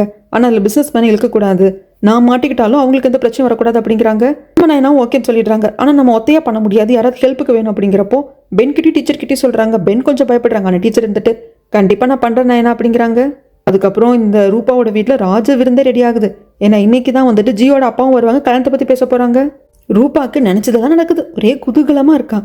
இங்கே சீன் அப்படியே கட் பண்ணா நம்ம நயனா கிட்ட இருக்கிற மாதிரி 2 ஜேடு மோதிரத்தை வச்சிருக்கிற ஒரு லேடியை நம்மளுக்கு காமிச்சாங்க இல்லைங்களா, அந்த லேடி கமிஷனை பார்க்க வராங்க. என்ன ஏதுன்னு கேட்கறதுக்கு ராஜமாதா இதுக்கப்புறமாக இந்த நாட்டில் ஸ்பையே இருக்கக்கூடாது அப்படின்னு சொல்லிட்டு கலைச்சிட்டாங்க, எனக்கு வேற வழி இல்லை, நான் எங்கேயும் அரண்மனையில் போயிட்டு தான் வேலை பார்க்கணும் அப்படிங்கிறப்போ இவங்க சொல்லுவாங்க, இதை பாருங்க, நீங்கள் அரண்மனைக்குள்ளே போய் எந்த வேலை பார்த்தாலும் யார் பக்கமும் சாராமல் இருங்க, அதுதான் நம்மளுக்கு நல்லதுங்கிறாங்க. இவங்க நம்மளுக்கு ஞாபகம் வச்சுக்கணும், ஈஸியாக இருக்கணும் அப்படிங்கிறதுக்காக ஜேடு லேடி அப்படிங்கிறேன். அதுக்கப்புறம் இந்த சாய் 2 திருட்டு பசங்களுக்கு ட்ரைனிங் கொடுத்துருப்பாங்க இல்லைங்களா, ஒரு பொண்ணு பையன், அந்த குக்கிங் லேடியோட கசுன்னு சொன்னேன் இல்லைங்களா, அவங்க என்ன பண்ணுவாங்க, நம்ம நயனாக்கிட்டே கைவரிசை காட்டுறாங்க. ஆனால் நயனா பிடிச்சிடுறா. ஆனால் எப்படியும் அங்கேருந்து எஸ்கேப் ஆகி வந்துடுறாங்க. வந்தவங்க சாய் கிட்ட, பாருங்க இங்கே கற்றுக் கொடுத்த வித்தியை வச்சு நாங்கள் இதை அடிச்சிருக்கோம் அப்படின்னு சொல்லிட்டு எகேன் அதே ஜேடு மோதிரத்தை காட்ட, டே இது யார்கிட்ட இருந்துட்டு அடிச்சிக்கின்னு கேட்குறப்போ நம்ம நயனா வந்துட்டு எங்கிட்ட இருந்தது அப்படிங்கிறாங்க. அடா பாவீங்களா, இந்த புள்ளுக்கிட்ட இருந்தாடா அடிச்சிங்க அப்படின்னு சொல்லிட்டு அந்த மோதிரத்தை கொடுத்துட்டு, சாரி நயனா இவங்க தான் தெரியாமல் பண்ணிட்டாங்க அப்படிங்கிறாங்க. பரவாயில்ல நான் போகிறேன் அப்படிங்கிறப்போ, இல்லை உங்ககிட்ட ஒன்று விஷயம் சொல்லணும், பார்க்கோட பேர பையனை கண்டுபிடிக்க சொன்னேன் இல்லையா, நான் கண்டுபிடிச்சிட்டேன் அப்படிங்கிறாங்க. யார் என்னன்னு கேட்கறதுக்கு, இப்போது ஜங்கோட பொண்ணான ஷினியை கல்யாணம் பண்ணிக்க போகிறான் இல்லையா ஆஃபீஸர் ஜி, அவன் தான் பார்க்கோட பேர பையன் அப்படிங்கிறாங்க. இது தெரிஞ்சதும் ஜியை பார்க்கறதுக்காக நயனா வருவோம், உங்ககிட்ட கொஞ்சம் பேசணும்னு சொல்கிறான். ஜியும் சரி வாங்க என்ன எதுன்னு சொல்லுங்க அப்படின்ட்டு நயனாவை கூப்பிட்டு உட்கார வச்சு பேசுறதுக்கு நயனா எல்லாத்தையும் சொல்லிடுறா. இந்த மாதிரி உங்களோட உண்மையான அம்மா அப்பா இவங்க கிடையாது, உங்கள் உண்மையான அம்மா அப்பா வேற, பார்க்கோட பேரன்தான் நீங்கள், அந்த பார்க் யார் தெரியுமா, அந்த பாதாள சிறையில் இருந்தவர் அப்படின்னு சொல்லிட்டு எல்லாத்தையும் சொல்கிறாங்க. அவர் வந்து தேச துரோகி கிடையாது, அவர் மேலே பொய்யாதான் வந்துட்டு அந்த தேச துரோகி அப்படிங்கிற அந்த பழியை போட்டிருக்காங்க. அது மட்டும் இல்லாமல் இப்போ இருக்கிற பேரண்ட்ஸ்க்கு நீங்கள் தத்து புள்ள தான், நீங்கள் அதை வந்து இது பண்ணாலே கண்டுபிடிச்சிட முடியும். உங்கள் தாத்தா பார்க் வந்து எங்கிட்ட ஒன்று கொடுத்துருக்காங்க, உங்களை கண்டுபிடிச்சவங்கிட்ட கொடுக்க சொல்லியிருக்காங்க அப்படின்னதும் செம கோபத்தில் ஏ பொண்ணு எந்திரிச்சு ஓடிப்போ, என்ன நினச்சிட்டு இருக்க, ஒரு தேச துரோகி என் தாத்தான்னு சொல்லிட்டு இருக்கியா, இதுக்கப்புறம் என்கிட்ட வந்து பேசுகிற வேலையை வச்சுக்க கூடாது அப்படின்ட்டு நம்பாமல் அனுப்பிச்சுட்ருவாங்க. வெளியே வந்த நயனா பின்னாடி கான்ஸ்டபிள் வந்துட்டு, நயனா எதுக்காக ஜியை பார்த்து பேசினேன் அப்படிங்கிறப்ப நயனா எதுவும் சொல்கிறது இல்லை, அது வேறு விஷயம் அப்படிங்கிறாங்க. இதை பாரு, ஜங்கோட பொண்ணை இந்த ஜி கட்டிக்க போகிறான் தெரியும்ல, தெரியும், கொஞ்சம் பார்த்து இருந்துக்கோமா, பெரிய இடத்தையே பகச்சிட்டு இருக்கு அப்படின்னு சொல்லி அனுப்பாரு. என்னடா ஜி நம்ப மாட்டேங்கிறாரே அப்படின்னு சொல்லிட்டு நயனாக்கு என்ன பண்ணுறதுன்னு தெரியல. அதனால சாய் கிட்ட எகேன்னு கேட்கறதுக்கு, நயனா ஆக்சுவலாக தான் வந்து அடாப்ட் பண்ணி வளர்த்த குழந்தை தான் அப்படிங்கிறது ஜிக்கே தெரியாது. ஏன்னா நான் விசாரிச்ச வரைக்கும் இப்போ ஜிக்கு வந்து யார் பேரண்ட்ஸாக இருக்காங்களோ அந்த பேரண்ட்ஸோட குழந்தை தான் ஜி அப்படின்ட்டு அக்கம் பக்கத்தில் இருக்கிறவங்களே நம்புறாங்க. யாரை கேட்டாலும் அவங்களுக்கு ஒரு பையன் இருக்கு, அவன் பேர் ஜி அப்படின்னு தான் சொல்றாங்களே தவிர்த்து தத்து எடுத்து வளர்த்த பையன் அப்படின்னு யாரும் சொல்லலை. அப்படிங்கிற சமயத்தில் தான் ஓகே, இப்போ ரொம்ப சின்ன வயசுல தத்து எடுத்துருந்துருப்பாங்க, ஒரு 4 வயசுல தத்து எடுத்து தான் தான் வந்துட்டு அப்பா அம்மான்னு சொல்லி வளர்த்ததுனால தான் ஜிக்கு ஒன்றும் தெரியல அப்படின்னு நயனாக்கு புரியுது. ஆனால் நயனா சொல்லிட்டு போனது ஜியோட மனசுல லைட்டாக ஒரு கல் போட்ட மாதிரி ஆயிடுச்சு. அதை பற்றியே ஜி யோசிச்சுட்டு இருக்காங்க. எங்கள் சீனை அப்படியே கட் பண்ணா ஜெயிலில் இருக்கிற கைதிகள் எல்லாரையும் நிற்க வச்சு சீஃப் இருந்துட்டு, இதை பாருங்க நம்மக்கிட்ட வந்து உணவுப் பொருட்கள் கொஞ்சம் கம்மியாக இருக்குது, அதனால உங்களுக்கு ஒரு நாளைக்கு ஒரு வேளை தான் சோறு அப்படிங்கிறாங்க. அவங்க கத்தி கூப்பாடு போட ஆரம்பிச்சிடுறாங்க. அதுக்கப்புறம் எல்லாரையும் கூப்பிட்டு, இது பாருங்க வேறு வழி இல்லை, ஒரு நாளைக்கு ஒரு வேளை மட்டும் சாப்பாடு கொடுங்க, அப்போ தான் நம்ம கொஞ்சமாவது வந்து தாக்காட்ட முடியும், ஆனால் அதுவே கஷ்டம் தான். அப்படிங்கிற சமயத்தில் நான் ஒரு ஐடியா கொடுக்குறா, கைதிகளுக்கு இதுக்கப்புறம் ஒர்க்கு கொடுக்காம இருக்கலாம், என்ன சாப்பாடும் கம்மியாக கொடுத்து வேலையும் கொடுத்தோம் அப்படின்னா அது ரொம்ப கஷ்டம் அப்படிங்கிறப்ப சரி அந்த மாதிரி பண்ணலாம், அவங்களுக்கு சாப்பாடு மட்டும் கொடுங்க, எந்த வேலையும் கொடுக்க வேண்டாம், அவங்க நார்மலாக செய்கிற வேலையும் இன்றைக்கும் செய்ய வேண்டாம், ஏன்னா கைதிகளாக இருக்கிறவங்க ஒரு வேலை ஏதாவது ஒர்க் மாதிரி செய்வாங்க இல்லையா, அதையும் செய்ய வேண்டாம் அப்படின்றாங்க. எல்லாருக்கும் நயனா சாப்பாடு கொடுக்குறப்போ ஒரு கைதி கேட்குறாங்க, நயனா இதை சாப்பிட்டு நாங்கள் எப்படி உயிர் வாழ்வோம், நாங்கள் செத்து போயிட மாட்டோமா அப்படிங்கிறப்ப நயனாக்கு என்ன சொல்றதுன்னு தெரியல. அதுலேயும் சில கைதிகள் எல்லாம் கோபத்தில் வாடனை வேற அடிச்சிருக்காங்க. இந்த அரிசியை வந்துட்டு இறக்குமதி பண்ணுறப்போ அந்த ரூபா தான் அதை பண்ண போறா, அவகிட்ட இருந்து எப்படி அடிக்கிறதுக்கு அப்படிங்கிற பிளான் எல்லாத்தையும் இவங்க 4 பேர் உட்காந்து போடுறாங்க. அதில் ஒன்று தேவோன், நம்ம நயனா, அடுத்தது பென், அடுத்தது டீச்சர். இவங்க பிளான் எல்லாம் போட்டு முடிச்சதுக்கு அப்புறமா நயனா கிளம்புவா, ஜெயிலுக்கு போகணும் இல்லையா. அந்த சமயத்தில் பின்னாடி வந்துட்டு நம்ம தேவோன் வருவாங்க. ரொம்ப இருட்டிடுச்சே, நீ தனியாக போறியா, நான் எனக்கு கூட வரட்டுமா அப்படிங்கிறப்போ நயனா சிரிச்சுக்கிட்டு, நான் தனியாக போகிறதுக்கு பயப்படுவேனா, உங்களுக்கு என் ஸ்கில்லை பற்றி தெரியல போல இருக்கு அப்படிங்கிறாங்க. அது மட்டும் இல்லாமல் நீங்கள் எப்போ என்னை சின்ன பொண்ணாவே பார்க்குறீங்க, என்னைக்கு தான் என்ன உமனா பார்ப்பீங்க அப்படின்னதும் தேவோனுக்கு என்ன சொல்கிறதுன்னு தெரியல. இது கொஞ்சம் டிஃபிகல்ட்டான கொஸ்டின் தான் நயனா, என்ன ஆன்சர் பண்ணுறதுன்னு தெரியல. உன்னை சின்ன பொண்ணு மாதிரி தான் பார்க்க தோணுது, ஆனால் அந்த ரூபாவே நீ எதிர்த்து நிற்கிற பார்த்தியா, அப்போதான் தெரியுது நீ எவ்வளோ பெரிய பொண்ணுன்ட்டு. சரி இப்படி நீங்கள் சொல்கிறதுனால நீங்கள் என்ன உமனா பார்க்குறீங்கன்னு எடுத்துக்கிட்டுமா அப்படின்னு சிரிச்சுட்டே 2 பேரும் சேர்ந்து தான் வருவாங்க. ஜெயில் வாசல் வரைக்கும் வந்துட்டு நயனா விட்டுட்டு தான் அவர் போவார். அதுக்கு அடுத்த நாள் ரூபாவோட பர்த்டே வரப்போகுதான். அதுதான் இப்போ இந்த ரூபா தானே ஜங்கோட லீகல் ஒய்ஃப் ஆயிட்டா, அதனால இவ பர்த்டேவை 10 நாள் செலிப்ரேட் பண்ண போகிறாங்களாமா. அதுக்கான இன்ஸ்ட்ரக்ஷன் எல்லாத்தையும் இந்த அன்னிக்காரி வந்து கிச்சன் இருக்கிற மற்ற ஸ்டாஃப் கிட்ட எல்லாம் கொடுக்குறப்போ அரசரோட பர்த்டேவையே 3 நாளில் தான் வந்துட்டு செலிப்ரேட் பண்ணிட்டு கொண்டாட்டத்தெல்லாம் முடிச்சுப்பாங்க. இந்த அம்மாவுக்கு 10 நாள் கேட்குதா, இப்படியெல்லாம் மனசில் தான் நினச்சிக்க முடியும், ரூபா கிட்டேயே போய் கேட்க முடியும். அந்த தெருவே அல்லோலகல்லோலப்படுது. இதை பென்னு டீச்சரு நம்ம நயனா தள்ளி நின்று பார்க்குறாங்க. இதுதான் சரியான சந்தர்ப்பம், எல்லா ஊர் பக்கத்துல இருந்து இவளுக்கு கிஃப்ட் அனுப்புறதுக்கெல்லாம் வந்து இங்கே வருவாங்க, இது நம்ம யூஸ் பண்ணிக்கணும் அப்படிங்கிறப்போ என்ன ஃபங்க்ஷன் அப்படின்னு சொல்லிட்டு பென் கேட்பாரா. ஆடா அந்த அம்மாவுக்கு பர்த்டேவா, 10 நாள் செலிப்ரேட் பண்ண போறாங்களா அப்படிங்கிறப்ப இதில் ரொம்ப ஓவரா இல்லை, சரி இது நம்மளுக்கு சாதகமாக பயன்படுத்திக்கலான்ட்டு முடிவு பண்ணுறாங்க. அதுக்கப்புறம் ஜி வந்துட்டு அவங்க அப்பா கிட்ட, அதாவது இப்போ அப்பாவா இருக்காரு இல்லையா, அவர்கிட்ட போய் கேட்டுடுறாங்க, நீங்கள் தான் என்னோட உண்மையான அப்பாவா இல்லை நான் அடாப்ட் பண்ணி வளர்த்தீங்களா அப்படின்னு கேட்குறப்போ, யார் சொன்னா, எப்படி தெரிஞ்சுது, என்னைக்காவது ஒரு நாள் தெரிய வரும்னு நினச்சேன், ஆனால் அது இவ்வளோ சீக்கிரம் நடக்கும்னு நினைக்கல, மன்னிச்சிருப்பேன் உண்மையை சொல்லாமல் இருந்தது, நானே சொல்லியிருந்துருக்கணும். ஆமாம் அப்பா, உன்னை அடாப்ட் பண்ணி தான் வளர்த்தேன், எனக்கு வந்து குழந்தைங்களே இல்லை, குழந்தைய பிறக்காதோ அப்படிங்கிற ஸ்டேஜுக்கு போயிட்டேன். ஒரு குழந்தைய அடாப்ட் பண்ணி வளர்க்கலாம் அப்படின்னா அது நிறைய பிரச்சனைகள் இருந்தது, அந்த குழந்தைக்குன்னு சொந்தம் பந்தம் அப்படின்ட்டு யாராவது இருப்பாங்க. அதனால தான் என்னோட சர்வன்ட் கிட்ட நான் சொல்லி அனுப்பிச்சிருந்தேன், ஏதோ ஒரு குழந்தை இருக்கணும், ஆனால் அந்த குழந்தைக்கு குடும்பம் அதுன்னு எதுவுமே இருக்கக்கூடாது, அந்த குழந்தைய தேடி யாரும் வரக்கூடாதுன்னு சொன்னேன். அவங்க உன்னை கொண்டு வந்து என் கையில் கொடுத்தாங்க, இந்த குழந்தைக்குன்னு யாருமே இல்லைன்னு சொன்னாங்க, அதனால தான்ப்பா தைரியமும் உன்னை வளர்த்தேன், நான் தான் உன் அப்பா அப்படின்னு சொல்லியே வளர்த்தேன். ஆனால் எவ்வளோ பெரிய ரகசியமாக இருந்தாலும் அது கடைசி வரைக்கும் ரகசியமாக இருக்காது இல்லையா. இப்போ உனக்கு எல்லாம் தெரிஞ்சு போச்சு அப்படிங்கிறப்போ அப்போ நயனா சொன்னது உண்மைதான் அப்படிங்கிறது இப்போதான் ஜிக்கு புரியுது. அதுக்கப்புறமாக நம்ம தேவோனை தான் காட்டுறாங்க. சுசுருக்கு வர்றப்போ அந்த மீனா கிட்ட சில ஆட்கள் வம்பு பண்ற மாதிரி இருக்கு, அவ நோன்னு சொன்னதுக்கு அப்புறம் விட மாட்டேன்றாங்க. அதை பார்த்தவரு காப்பாத்துறாரு, எல்லாரும் கூட சண்டை போட்டு மீனாவை. அதுக்கப்புறம் எல்லாரும் அங்க வந்துருவாங்க, இவரும் வந்துருப்பாரு பிசினஸ் மேனை வர சொன்னது இந்த ஹெட் லேடி கிசாகி தான். கூப்பிட்டியாமேமா, எதுக்கு என்ன ஏதுன்னு கேட்குறப்போ எல்லாரும் உட்காந்து பேசுறாங்க. இந்த மாதிரி தேவோன் வந்து இங்கே இன்சார்ஜாக இருந்து இந்த இடத்த நடத்தணும்னு ஆசைப்படுறேன், ஆனால் உங்களுக்கு கீழே தேவோன் வேலை செஞ்சுட்டு இருக்காங்க, அதான் உங்கள் பெர்மிஷன் கேட்கலாம் அப்படிங்கிறப்போ அவர் ஒன்றும் பிரச்சனை கிடையாது, தேவோன் எல்லா வேலையும் வந்து நல்லபடியாக பார்த்துப்பான், அவங்க இன்சார்ஜாகவும் இருக்கட்டும், டைம் கிடைக்கிறப்ப எனக்கான வேலையை செய்யட்டும் அப்படின்னு சொல்லிட்டு முடிச்சிருவாங்க. அதுக்கப்புறமாக ஜெயிலில் ஒரு கைதியால் நகரவே முடியல.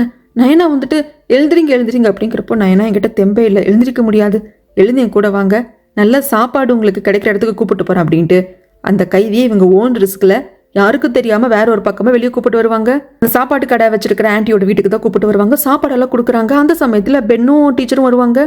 யார் இந்த ஆளு என்ன எதுன்னு கேட்கறதுக்கு, இவரு நம்ம சிறையில கைதியா இருக்கிறவர் தான், ஆனா இவரு போலியான சில்வர் கட்டிகளை வந்து இவர் செய்வாரு அப்படிங்கிற சமயத்துல இவங்கெல்லாம் அதை நம்புற மாதிரி இல்லை. சாப்பிட்டாலும் நல்லா வயிறார முடிச்சதுக்கு அப்புறமாக அந்த இடத்துக்கு கூப்பிட்டு வந்து இதெல்லாம் நான் போலியா செஞ்ச வெள்ளிக்கட்டிகள் அப்படின்னு சொல்லி காட்டுவாங்க. அதை டெஸ்ட் பண்ணி பாக்குறவங்க ஒரிஜினல் மாதிரியே இருக்கு, இதை யாரா இருந்தாலும் ஏமாந்துருவாங்க, நாமளே இல்லை ஒரு செகண்ட் ஏமாந்துட்டோம் அப்படிங்கிறப்போ அந்த கைதி சொல்லுவாங்க, ஐயா நீங்களே சொல்லிட்டீங்க இது ஒரிஜினல் மாதிரி இருக்குன்ட்டு, ஆனா இது ஒரிஜினல் இல்லை, அதனால இது எப்பேற்பட்டவங்களாக இருந்தாலும் உண்மையை நம்பி வாங்கினவங்களாகவே இருந்தாலும் அதிகப்படியாக 1 மாசம் தான், அதுக்கு மேல கண்டுபிடிச்சிருவாங்க அப்படிங்கிறப்போ கவலைப்படாதீங்க 1 மாசம் போதும், அதுக்குள்ள நாங்க பண்ண வேண்டிய வேலையை முடிச்சிடும் அப்படிங்கிற நயனா.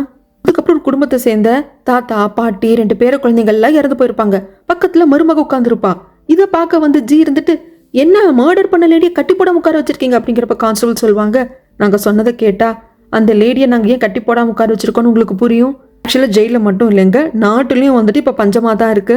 இந்த குடும்பத்தோட குடும்ப தலைவன் உட்காந்துட்டு இருக்கிற அந்த அம்மாவோட புருஷன் வந்து ஏதோ ஒரு தப்பு பண்ணதுனால இப்போ ஜெயிலில் இருக்காங்க. அதனால இவங்க குடும்பம் இன்னுமே கஷ்டத்தில் இருக்கு. கிடைச்ச கொஞ்சம் காசை வச்சு ஃபிஷ் வாங்கிட்டு வந்து இவங்க அம்மா சூப் வச்சு கொடுத்துருந்துருப்பாங்க. மாமனார் மாமியாருக்கு குழந்தைங்களுக்கெல்லாம் கொடுத்துருந்துருக்காங்க. இவங்க சாப்பிடாம இருந்திருக்காங்க, அதை சாப்பிட்டு இவங்க இறந்து போயிருக்காங்க. ஏன்னா அது நார்மலான ஃபிஷ் சூப் கிடையாது, அதில் பஃபர் ஃபிஷ்ஷோட லிவர் என்னமோ கலந்துருந்துருக்கான். அது இவங்களுக்கு தெரியல. இவங்க அந்த ஃபிஷ் ஃபுட்டை சமைச்சு கொடுத்துருந்துருக்காங்க. அந்த சூப் இது எல்லாத்தையும் இவங்க சாப்பிட்டதுனால இறந்து போயிருக்காங்க. அட இந்த பொம்பளை தெரிஞ்சுதானே பண்ணியிருக்கான்னு ஜி சொல்றப்போ அதுதாங்க இல்லை. இந்த அம்மா அவங்க கொஞ்சம் சாப்பிடாம இருந்திருக்காங்க. இவங்க சாப்பிடாம இருந்தா அவங்க பசங்க இன்னும் கொஞ்சம் கூட சேர்த்து சாப்பிடுவாங்க இல்லையா? அவங்களுக்கு இன்னும் எக்ஸ்ட்ரா கிடைக்குங்கிறதுக்காக அவங்க சாப்பிடாம இருந்திருக்காங்க. இந்த குடும்பத்தில் இருக்கிற எல்லாரையும் கொள்ளணுங்கிறது அவங்க இன்டென்ஷன் இல்லை. அதனாலதான் நாங்க கட்டி போடாம இருந்தும் ஓடி பார்க்காம உட்காந்துருக்காங்க அப்படின்னு சொல்லிட்டு ரொம்ப ஃபீல் பண்ணுவார் கான்ஸ்டபிள். அதுக்கப்புறமா இங்க ஜெயில தான் காட்டுறாங்க. நிலைமை கட்டுக்கடங்காம போயிட்டு இருக்கு. சாப்பாடு கொடுக்க வர்ற அதிகாரிகள் யாரா இருந்தாலும் கைதிகள்லாம் போட்டு சகட்டு மீறி கடிக்கிறாங்க. இப்படி எல்லாம் கட்டுக்கடங்காம போயிட்டு இருக்கிற சமயத்துல கான்ஸ்டபிள் வருவாங்க. வந்தவங்க நடந்து வரது எல்லாத்தையும் சொல்லுவாங்க. இங்க ஒரு கைதி இருக்காங்க, அவங்க குடும்பம் இங்க செத்து கிடக்குது, அதுக்கான ரீசன் இதுதான் அப்படின்னு சொல்லிட்டு எல்லாத்தையும் சொல்லிட்டு நீங்க அவரை ரிலீஸ் பண்ணீங்கன்னா நாங்க கூப்பிட்டு போவோம், அவங்க குடும்பத்துக்கு பண்ண வேண்டிய இறுதி காரியங்கள்லாம் பண்ணி அதுக்கப்புறம் கூப்பிட்டு வரோம் அப்படிங்கிறாங்க. கேட்கறவங்களுக்கெல்லாம் அவ்வளோ வருத்தமா இருக்கு. சீஃபும் சரின்னு சொல்லி பர்மிஷன் கொடுத்துருவாங்க. எல்லாரும் போனதுக்கு அப்புறமாக நயனா சீஃப் கிட்ட சொல்லுவா, சீஃப் கொஞ்சம் ரேஷன் அதிகப்படுத்துங்க, கைதிகளுக்கு நல்லா சாப்பாடு போடுங்க அப்படிங்கிறாங்க. நயனா புரிஞ்சு பேசுறியா புரியாம பேசுறியா? அவ்வளோதான், நம்மளால கட்டுப்படுத்த முடியாது. அவங்களுக்கு நல்லா சாப்பாடு போட்டுட்டோம் அப்படின்னா ஒரு வாரம் இல்ல 2 நாள் கூட சோறு வராது அப்படிங்கிறாங்க. ஐயா என்ன நம்புறீங்கல்ல? தானியங்களுக்கும் அரிசிக்கும் நான் ஏற்பாடு பண்றேன், என்ன நம்புறீங்கல்ல? ப்ளீஸ் என்னோட பேச்சை கேட்டதை பண்ணுங்க அப்படிங்கிறப்போ சீஃபும் ஓகேன்னு சொல்றாங்க. அதுக்கப்புறமாக ரூபாவோட அந்த பர்த்டே பார்ட்டியில் கலந்துக்கிறதுக்காக ஜி வர சமயத்தில் இங்கே சாப்பாடெல்லாம் வேஸ்ட் ஆகிட்டு இருக்கும். மேலே கீழே செதறிட்டு சாப்பிட்டு இருப்பாங்க. ஆனால் இந்த சாப்பாடு இல்லாததுனால தான் விலை கம்மியாக ஏதோ ஃபிஷ்ஷை வாங்கிட்டு வந்து சமைச்சு அதில் பஃபர் ஃபிஷ்ஷோட லிவர் கலந்துருந்தது தெரியாமல் சாப்பிட்டு ஒரு குடும்பமே அழிஞ்சு போயிருந்திருக்கும். அது ஜிக்கு ஞாபகம் வரப்போ ரொம்ப கில்ட்டாக இருக்கு. இங்கே பொருந்தி போய் இருக்கவே முடியல. ஷினி ஆசையாக வாங்கன்னு கூப்பிடுறப்போ இப்போதான் எனக்கு டக்குன்னு ஒரு வேலை ஞாபகம் வந்தது. ஷினி நான் அப்புறமா வரேன் அப்படின்னு சொல்லிட்டு அங்கிருந்து வந்துருவாரு. ஷினிக்கு இது ரொம்ப இன்சல்ட்டாக போயிடும். அதுக்கப்புறமாக ரூபாவோட பர்த்டே பார்ட்டி தானங்க போயிட்டு இருக்கு. அது 10 நாள் ஆச்சே. நிறைய பேர் பார்க்குறாங்க, சின்ன சின்ன கிஃப்ட் எல்லாம் கொடுக்குறாங்க. அந்த கிஃப்ட்டுக்கு பின்னாடி அவங்க பண்ணிக்க வேண்டிய காரியம் இருக்கு. இந்த கிஃப்ட்டை கொடுத்துட்டு எனக்கு இந்த பதவி வேணும், எனக்கு இந்த பொசிஷன் வேணும், எனக்கு இந்த இடத்துல வேலை மாறுதல் வேணும் அப்படின்னு சொல்லி கேட்டு வாங்கிட்டு போறாங்க. அதுக்கப்புறம் ஷினி வருவா, அம்மா இந்த ஜி கொஞ்சம் கூட சரியில்லாமா, என்கிட்ட டைமே ஸ்பெண்ட் பண்ண மாட்டேன்றா, மூஞ்சி அடிச்ச மாதிரி பேசுறான், எனக்கு இந்த கல்யாணம் வேண்டான்னு சொல்லிடுவா. ஆனா அன்னிதான் சொல்லுவாங்க, விடு ரூபா, இந்த வயசுல அப்படி இருக்கிறது தான். எப்ப பார்த்தாலும் ஜி இந்த பொண்ணு பின்னாடியே சுத்தணும்னு நினைச்சா ஆகுமா? ஜிக்கு வேற வேலை வெட்டி இல்லையா? நம்ம போக போக ஷினிக்கு புரிய வச்சுக்கலாம். இது பெருசா எடுத்துக்காது அப்படிங்கிறாங்க. அதுக்கப்புறமாக 2 பாக்ஸ் நிறக்க வெள்ளிக்கட்டிகள் வருது. இது யாரு கொடுத்தாங்க அப்படிங்கிறப்போ அந்த ஆளோட பேர் சொல்லி அவங்க தான் கொடுத்தாங்க அப்படின்னு சொல்லிட்டு அண்ணா சொல்றாங்க. பார்த்து அவங்க கண்ணெல்லாம் அப்படியே விரிஞ்சு போகுது. சொல்றாங்க, ரூபா உன் பர்த்டே அன்னைக்கு நீ இப்பதான் பர்ஃபெக்டான கிஃப்ட்டை ரிசீவ் பண்ணியிருக்க. சரி இந்த கிஃப்ட் எனக்கு கொடுத்துருக்காங்கன்னா அவங்களுக்கு என்ன காரியம் ஆகணும் அப்படின்னு சொல்லி கேட்க, அது அவரு நாளைக்கு தான் சொல்றேன்னு சொல்லியிருக்காரு அப்படின்னு சொல்லி முடிக்கிறாங்க. இந்த பக்கமாக இந்த ஜங்க தான் காட்டுவாங்க. கடைசியில ஜங்கு ஒரு ஒப்புக்கு சப்பானி மாதிரி ஆயிட்டாரு. மேடு காஃபி என்னமோ கொடுக்கறதுக்கு வர்றப்போ எனக்கு மசாஜ் பண்ணுன்னு சொல்லுவாங்க. நானா அப்படிங்கிறப்ப வேற யாரும் இந்த ரூம்ல இருக்காங்க. எனக்கு மசாஜ் பண்ணு, முதுகு வலிக்குது அப்படிம்பாங்க. மேடு மசாஜ் பண்ணுவாங்க. அப்போ இவர் டக்குன்னு கையை பிடிக்கிறப்போ, ஐயா ஐயா என்ன மன்னிச்சிருங்க ஐயா, உங்க கூட எனக்கு பிடிக்காத நிலை இல்லை, நான் இது மட்டும் ரூபா அம்மாக்கு தெரிஞ்சதுன்னா என்ன கொண்டுடுவாங்க ஐயா, எனக்கு உயிர் பிச்சை கொடுங்கய்யா அப்படிங்கிறப்போ, சரி எழுந்து போ, உனக்கு உயிர் பிச்சை கொடுத்துட்டு எழுந்து போ அப்படின்னு சொல்லிடுவாங்க. சே நம்ம நிலைமை இப்படி ஆயிடுச்சு அப்படிங்கிற மாதிரி தான் ஜங்குக்கு இருக்கும். இந்த பக்கமாக பென் சொல்றாங்க, நாம அந்த போலியான வெள்ளிக்கட்டிகளை வச்சு நம்ம அந்த ரூபாவை ஏமாத்திட்டோம். அவ என்ன மீட் பண்ண வான்னு சொல்லி எனக்கு அனுமதி கொடுத்துட்டா. ஆனா இப்போ நம்மளுக்கு தங்கக்கட்டிகள் வேணுமே அப்படிங்கிறப்ப அதுக்கு ஒரு பிளான் போடுறாங்க. தங்கக்கட்டிகளை நம்ம பை பண்ணிக்கலாம், அதுக்கு நம்மளுக்கு பணம் வேணும், அந்த பணத்தையும் அவங்க கிட்ட இருந்தே அடிக்கலாம், அதாவது ரூபாவோட ஆட்கள் கிட்ட இருந்தே அடிக்கலாம் அப்படிங்கிறாங்க. இன்னும் ரூபாக்கு சில கூல்ஸ் எல்லாம் கப்பல் மூலியமாக வரும். வியாபாரத்தை முடிச்சுட்டு சில வியாபாரிகள் வருவாங்க, அவங்க கிட்ட பணம் இருக்கும், அதை அடிக்கலாம் அப்படிங்கிற பிளானுக்கு வராங்க. அதை இந்த சாய் கூட 2 பேர் சுத்திட்டு இருப்பாங்க இல்லைங்களா, அதுல ஒரு பொண்ணு தான் அந்த ஆள் அப்படியே மயக்கி கூப்பிட்டு போறவாங்க கேம்பிளிங் விளையாடலான்னு சொல்லி. அதை சாக்கா வச்சுட்டு அந்த ஆள் கிட்ட இருந்து பணத்தை அடிச்சிருவாங்க. இது அடியால் அன்னிக்காரி கிட்ட சொல்லுவாங்க. அதுக்கு அன்னிக்காரி இதை நாமளே மறைச்சிடுறது நல்லது, பணம் ஒரு மேட்டர் கிடையாது, ஏன்னா நம்ம கிட்ட இருந்தே திருடி இருக்காங்க அப்படின்னு வெளியே தெரிய வந்தது அப்படின்னா நம்மளுக்கு தான் அவமானம் அப்படின்னு சொல்லிட்டு மறைச்சிருவாங்க. ரூபா கிட்ட கூட சொல்ல மாட்டாங்க. இப்போ பென் ரூபாவை பார்க்க வராங்க. வந்தவங்க, நீங்க தானே அந்த வெள்ளிக்கட்டிகளை கொடுத்தது, என் மூலியமாக உங்களுக்கு என்ன காரியம் ஆகணும், என்ன உதவி வேணும் அப்படின்னு கேட்குறப்போ, இதை பாருங்கம்மா, இந்த மாதிரி தனியா தங்கச்சுரங்கம் எல்லாம் இருக்கு, ஆனா அதுல தங்க எடுக்கக்கூடாது அப்படின்னு சொல்லிட்டு நம்ம கவர்மெண்ட் தடை பண்ணி வச்சிருக்கு. கவர்மெண்ட்டுக்கே தெரியாத ஒரு தங்கச்சுரங்கம் இருக்கு, அங்க இருந்து நான் தங்கம் எடுத்து உங்களுக்கு கொடுப்பேன், அதுக்கு எனக்கு அனுமதியும், நாம 2 பேரும் ஷேர் பண்ணிக்கலாம் அப்படிங்கிறாங்க. இதுல எப்படி நாங்க உங்களை நம்புறது அப்படிங்கிறப்போ ஒரு பாக்ஸ் ஓபன் பண்ணி காட்டுறாங்க. அது இருக்கிற தங்க கட்டிகள் தான், ஆனா அது பார்த்தா கல்லு மாதிரி இருக்கும். அதாவது ஒரு தங்க சுரங்கத்திலிருந்து தங்கத்தை வெட்டி எடுத்துட்டு வந்தா எப்படி இருக்குமோ அப்படி இருக்கும். அதை பார்த்தது இவங்களுக்கெல்லாம் அடடே அப்பா அப்படிங்கிற மாதிரி இருக்கு. பட் இருந்தாலும் ரூபா யோசிச்சு சொல்றேன்னு சொல்லிடுறா. அதுக்கப்புறம் அண்ணன்கிட்ட பேசுற சமயத்துல அண்ணி சொல்றாங்க, எனக்கு என்ன சொல்றதுன்னு தெரியல ரூபா, ஆனா இப்ப ஆளை நம்ப முடியுமான்னு எனக்கு தெரியல, நீ பாத்துக்கோ அப்படிங்கிறாங்க. அப்ப அண்ணா என்ன சொல்றாங்கன்னா, இந்த மாதிரி தங்கச்சுரங்கத்துல வேலை பார்க்குற சில ஆட்கள் எனக்கு தெரியும், நான் அவங்கள வச்சு விசாரிக்கிறேன் அப்படிங்கிறாங்க. அதுக்கப்புறம் இங்க சொசுருவை தான் காட்டுறாங்க. இதுக்கப்புறமாக நம்ம சொசுருவோட ஃபுல் இன்சார்ஜா பாத்துக்க போறது தேவோன் தான் அப்படிங்கிறாங்க. தேவோன் ஒன்னே ஒன்று தான் சொல்லுவாங்க, இதை பாருங்க, இங்க இருக்கிற பெண்களுக்கும் நோனா நோ தான். உங்களுக்கு வேண்டாம் அப்படின்னா அது வேண்டான்னு தான் அர்த்தம். யாராவது உங்களை வலுக்கட்டாயப்படுத்தினா என்கிட்ட சொல்லுங்க, நான் பாத்துக்கிறேன் அப்படிம்பாரு. அதுக்கப்புறமாக ஜெயில தான் காட்டுறாங்க. இந்த மாதிரி லா என்ஃபோர்ஸ்மெண்ட்ல இருந்துட்டு இன்னொரு புது அதிகாரி வந்திருக்காங்க இன்ஸ்பெக்ஷன் பண்றதுக்கு. அப்படிங்கிறப்போ என்னடா இது புதுசு புதுசா வந்துட்டு இருக்காங்க அந்த சீஃப்க்கு இருக்கும். வந்து எல்லாரையும் வந்து கூட்டி கூட்டி காட்டுறாங்க. அவரும் ஜெயில எல்லாம் சுத்தி பார்த்துட்டு கைதிகள் எல்லாத்தையும் பார்த்துட்டு கிச்சன்ல தானியங்கள் சாப்பாட்டெல்லாம் அந்த அளவுக்கு இல்ல, ரைஸ் எல்லாம் அந்த அளவுக்கு இல்லை அப்படின்னு தெரிய வந்துருச்சு.